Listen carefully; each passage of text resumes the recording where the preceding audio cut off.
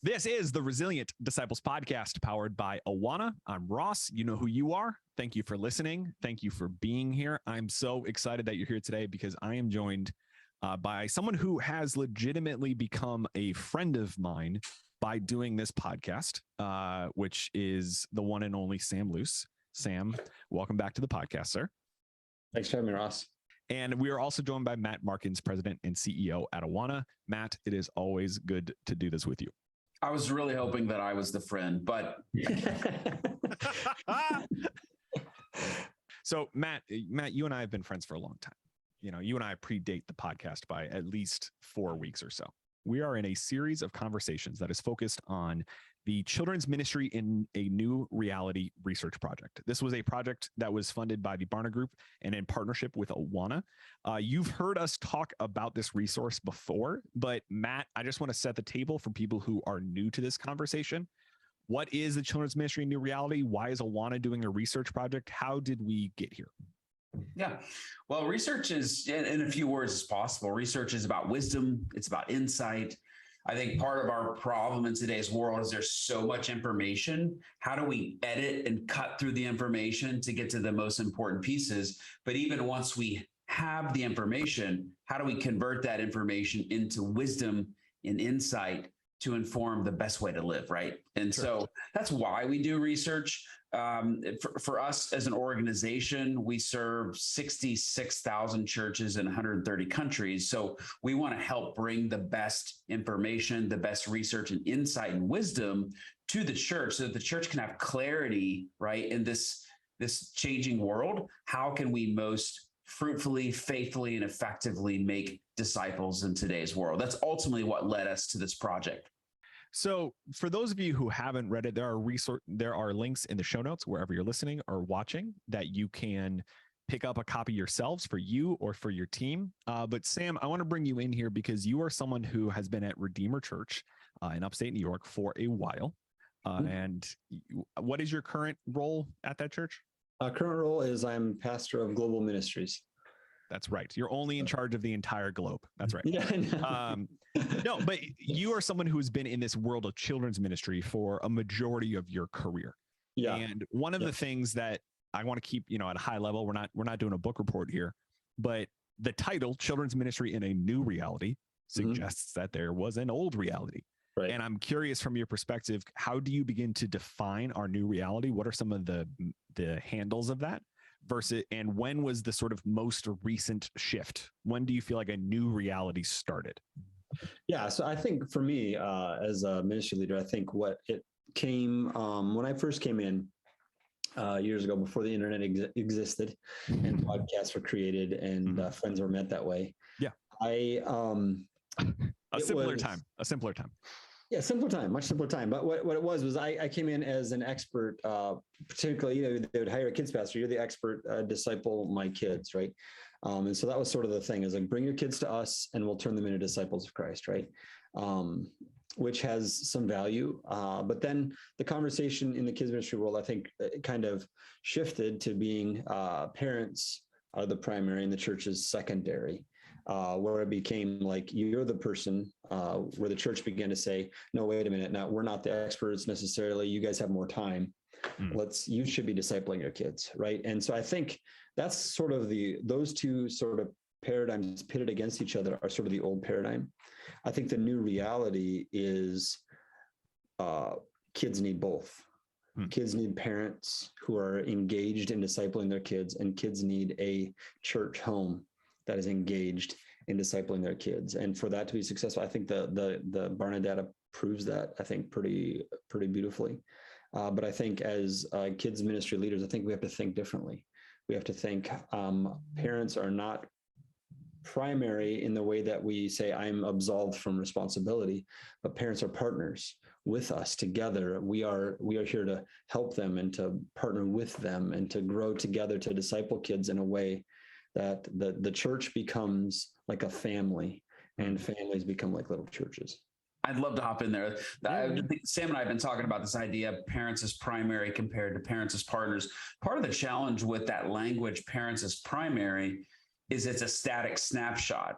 I think what we need when we say that is theologically or theoretically parents are the primary discipler of the kids. Certainly they have more, on paper, they have more capacity, more opportunity to be the disciple of the kids.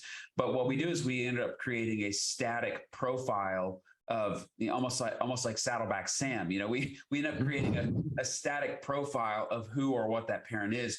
But the reality is we're talking about a continuum of many types of parents. And some parents have more capacity, some have less, some have more ability, others. So that's part of the challenge with that language. But parents as partners is a better picture, but also child discipleship is a better framing because it starts with the child and how to surround that child's environment with the appropriate people. It might be parents, it might not be parents, based on who those parents are.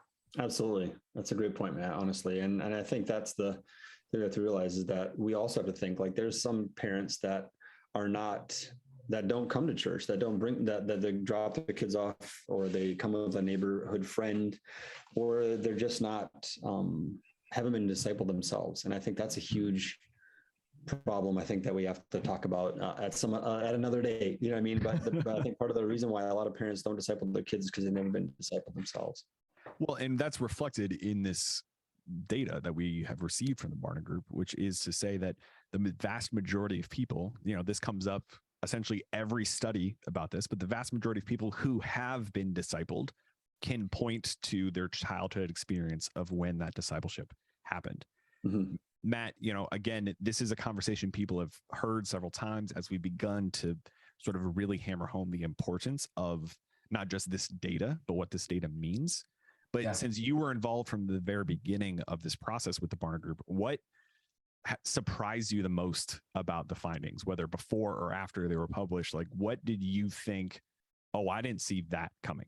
There was pre-COVID, there was already a feeling of children's ministry leaders looking into their toolbox and feeling like I have less tools today than I did. I mean, in some ways, we have more tools than ever, but in terms of tools that actually lead to effective ministry and the kinds of outcomes that we're looking for, I think that feeling was out there prior to COVID, but now here we are post-COVID, and that really came through in the research when we asked children's ministry leaders, how much influence do you have on the overall development of a child? Things like parents and social media and friends were ranked very high, but the local church leaders, ourselves, and our church services for children scored ridiculously low. I'm talking about in general, like in that 15% mark, where things like parents might have been up there around the 80% mark. And so I think the biggest surprise is is hearing how clear it was a resounding, clear message that we as children's ministry leaders don't think we are as influential on a child's overall development. So, but here's why I think, let me put some new language to this, or some different language to that. Formation, counter formation. So the dominant culture, when you wake up out of bed and you just walk through your neighborhood, that's just formation. Like turning on the TV, picking up a screen, this formation's happening constantly. It's the fish swimming in the water. So that's the dominant formation that's happening to a child. But child discipleship is an intentional effort to do what we could call counter formation, meaning the world's kind of trying to lull you to sleep, or sometimes even aggressively to form that child to go a certain direction. And that direction is not toward Jesus and his ways. Child discipleship is counter formation. So as we think about that toolbox, as children's ministry leaders, we then need to turn our next questions to, well, what tools do I have? I may not feel like I can be that effective in counter forming that child because of all the other things that are taking place. But I do have to ask myself, well, what are the most effective ways to counter form? And I think that right there is a really worthy conversation. And there's certainly more in the research we could dig under in that area. I want to jump in on that, though, because I think that plays really well into the distinction that you guys are talking about between parents as partners and parents as primary. Because, Sam, for you, one of the things that always comes up whenever I think about this conversation, even for my own kids, is literally the amount of time that is required for intentional discipleship, not the sort of everyday moments, which are a super critical part of this conversation. That is for a separate podcast, right? But as Darren Whitehead said at last year's CDF, let's talk about one of the biggest idols in America, which is school sports. And the family that chooses to engage their kids in school sports that take them away from church, take them away from discipleship, are not doing so maliciously. They are doing so from a place of, I think you guys use the phrase, like being almost lulled into sleep sometimes, of not necessarily paying attention to the consequences of decisions that pull kids away from discipleship. Yeah, it's that dominant culture. Yeah. Right. So when I think about that, Sam, like, what does some of that partnership conversation look like? Because what we see in the data is also that parents don't necessarily feel equipped to be primary. Like, they are looking for partners in this discipleship. How do we begin to bridge that gap that so many feel exists? Right. So I think what's interesting is that question you're asking is when we did this, when we did this Barna survey with our own church, that was one of the questions. You can ask a couple of your own questions. That was one of the questions we asked, is how can we best help you and prepare you? And so we asked, do you need more resources? Do you need more training? Do you need more events, or you're not sure? And so I was almost positive that it was going to be resources. I thought parents need more resources. Just give me stuff and I'll know what to do with it and I'll take it and run. Because a lot of my conversations with parents is that they're like, hey, I don't know how to talk to my kids about faith, about God, about death, these difficult conversations. Like, how do I do these? And so I give them resources. But what came from our sampling of our church was that people wanted more training, or they weren't sure. And so to me, what we're starting to look at as our church is okay, so how do we partner in a way where we don't just give them something and say, go do this, but we show them. And I think again, this is us getting away from old practices of pastoral visitation, of inviting people into our homes and modeling for them what it looks like to have a family worship service together. And we have this idea that a family worship needs to be like this hour-long thing or this 45-minute thing. And really, it's like you're saying, time is of the essence. And I think really 10 minutes or less a day is all that you need. And even if you can't do it every other day, or even once a week, like, those things are formative, and those things their kids will remember those things. Where we read a passage of scripture, where we discuss it briefly and we sing a hymn and pray. And that takes literally like 10 minutes. And people don't know what that's like, because they, again, like we're going back to, is they never experienced it themselves. And that is really that counter formation, right? Like, you're able to do that 10 minutes a day because that antidote to the water that you and your kids are swimming in can be that much effective. Can be. Well, and I think what it does, Ross, honestly, is it's not, no metaphor is perfect, but I think it's more than just an antidote to the world. It's a lens by which you can see everything. It reframes the way that you see the world. It's not like we're trying to be inoculated from like this poison that's coming from the outside. It's like saying this world was created by God for his glory and our good. So how can we view it in a way that is distinctively and uniquely Christian? How can we see the world in the way that God intended us to enjoy it? And so again, there's nothing wrong with sports, but when sports becomes the thing by which we find our joy and life and everything, it has become something it was never intended to be. It's what Tim Keller calls a good thing we make an ultimate thing. So speaking of metaphors, I want to use a different metaphor here. Matt, I want to start with you for this conversation, because people are going to hear this a lot at CDF. People have already heard it on the podcast, but I think it bears repeating, which is this language that you've used of sort of the old maps of children's ministry versus the new maps. I want you to set the table for people who are hearing that for the first time, of just simply, what do you mean by that? Yeah. But in particular, for both of you, one of the things that I'm conscious of is, and Matt, you talk about this a lot, a new map doesn't mean you throw out the old map. It just means a new map. How do you honor the old map while blazing a new trail? Well, new maps are old maps are created based on the best information available. So Katie and I were in San Antonio about a year ago, and we discovered this map from the 1500s, created by the Italians. And you look at these old maps from hundreds of years ago, those were well-funded endeavors. Like these were probably kings or presidents of countries who gave explorers and cartographers a lot of money and said, go map the world, right? And they go out on these projects that probably took half a lifetime, right, to come up with this map. As I'm looking at this map, I'm thinking to myself, this is beautiful. If these people who created this could come back from the dead, what would we say to them? I think we would say, thank you. Look at what you created with limited mobility and visibility and technology compared to today. The problem would be if we were still teaching our children in elementary school, geography, navigation, political boundaries, et cetera, off of these old maps, we would be outraged. We would say that's outdated information. Compare that to Google Images. We have so much more technology today that shows us how far off that is. And I think the reason why this illustration is so powerful is that's exactly where children's ministry is today. It's not that we're not grateful for the old map. We're super grateful for the old map, but we have more information now than we did then, but we're still operating off of an old map. What do I mean by that? Well, let me give an example of what I mean by that. Just over my shoulder here, there's 5 books that I think are critically important to the overall discipleship conversation that we're kind of packaging together. One of them is Emotionally Healthy Discipleship by Pete Scazzero. And basically he says there's 4 barriers that keep us from moving forward in discipleship. By the way, have you heard the most recent episode of the podcast, the Marcel podcast, Rise and Fall of Marcel? It's on yet another church pastor who's, kind of gone down the wrong direction. And I think as we think about those ideas that pastors of these mega churches who have fallen, listen to these 4 areas that Pete Scazzero says are stumbling blocks to discipleship. We tolerate emotional healthy immaturity. We emphasize doing for God over being for God. We ignore the treasures of church history and we define success wrongly.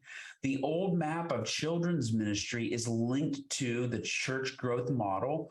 By the way, there's nothing wrong with the motivation of wanting to grow my church. Jesus said, go and make disciples. In other words, grow and expand and propagate my church around the world.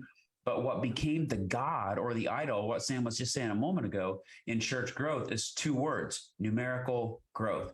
Grow numbers, get more people to our church location. So thinking about the church growth model, we tolerate emotional immaturity. Why? Because we have people who can do, like people who are great performers. So we tolerate doing over being with God. Then we ignore church history. We ignore all of these practices that have formed disciples for years, and we focus only on the few that are designed to gather people together. And we define success wrongly, meaning get more people here versus form more people in the image of Jesus. So the old map, I think, is strongly linked to church growth and entertainment and what we call the Bible Light strategy. And it's clear as we're now in the post-Christian world, that's not our future. The future of children's ministry, the new map, is actually an ancient map. The new map is about community. It's about equipping. It's about deep scriptural engagement with children. And it is the future of where children's ministry is going. And it's all really wrapped up in child discipleship. That's great. Yeah, that's so good. Sam, I want to ask you to use this framing as a new map. One of the things that it makes me think of is there's likely been several moments, probably countless moments over the course of your ministry where you've been able to see what it looks like to partner with a parent well, partner with a family well, partner with, to use language we like to use, another loving, caring adult well, while you're engaged in discipleship of a child. I also know you have people who are in your church who were in your crawlers ministry and then you were marrying them. Like you've built a sort of a healthy ministry. So sort of I'm practically on the ground. I want to leave people with a picture of what the new map can look like, what this healthy partnership with families can look like. Because when I look at this data, I think there's a cynical take of, this is done. Like we're over, the church lost, culture won. But to Matt's point, I think there's so much hope in the new map.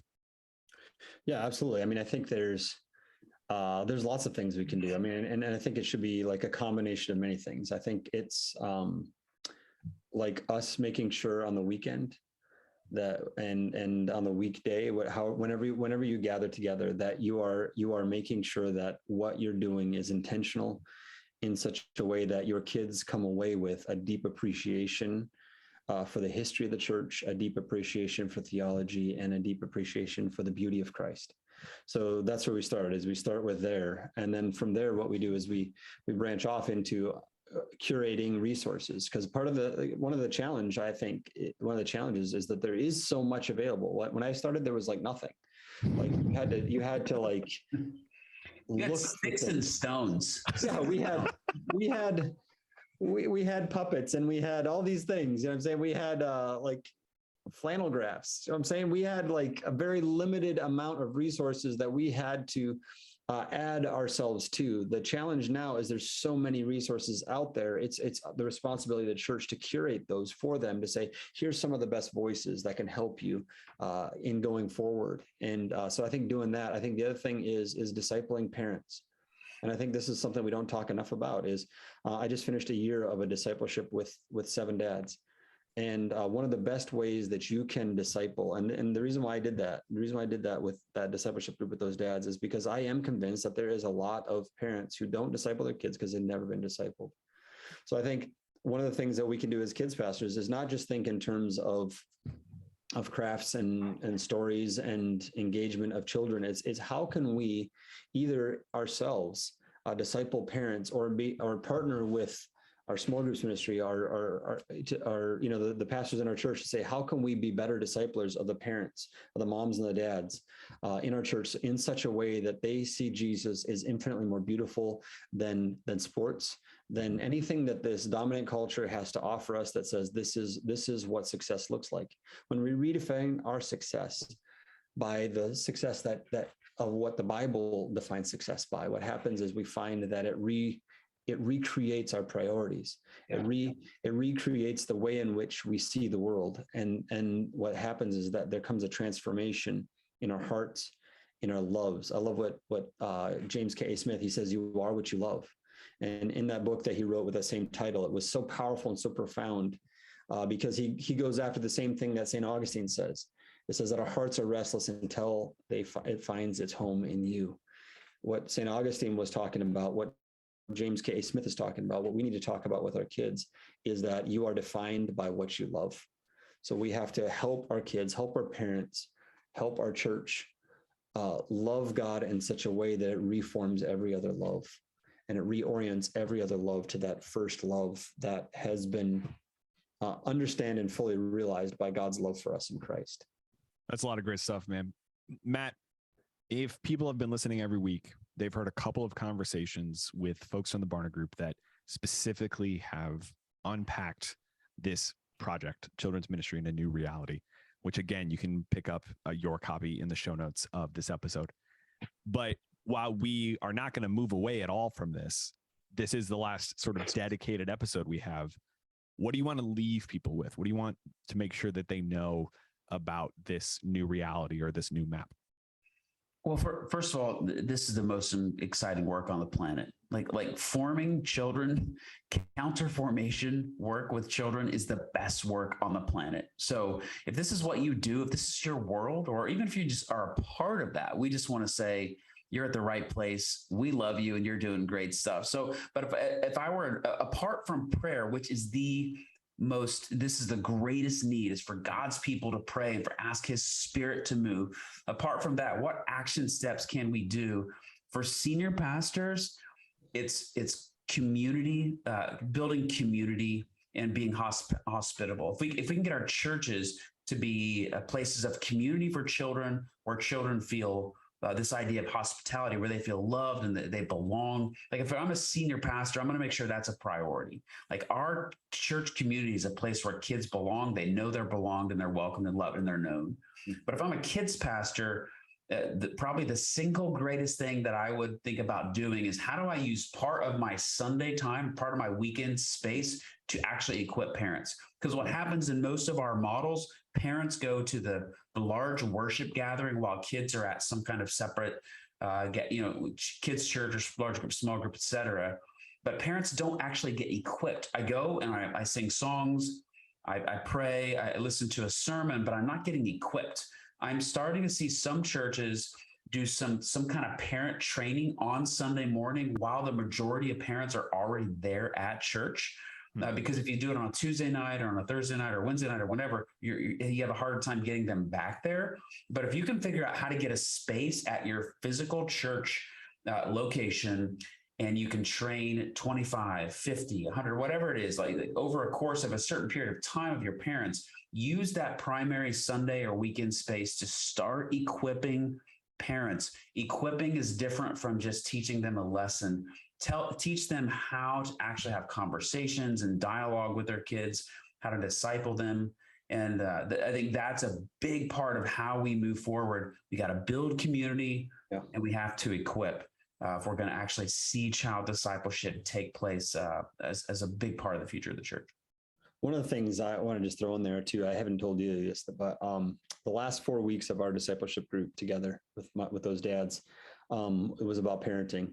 And there's one guy who works in the medical community. He hasn't really come back from COVID, and he has 3 small kids. And so I shared with him the data from Awana about a loving, caring adult in their life and the difference that makes in the life of a child. In the last 3 weeks, he has been back in church as a result of that findings from Awana. So like in a very practical way, just I think sharing it with parents, like this is, you matter, but you know what also matters is us. You all matter. We all matter as the church together, and we need each other. We need other voices in our kids' lives that are pointing them to Jesus relentlessly. Amen.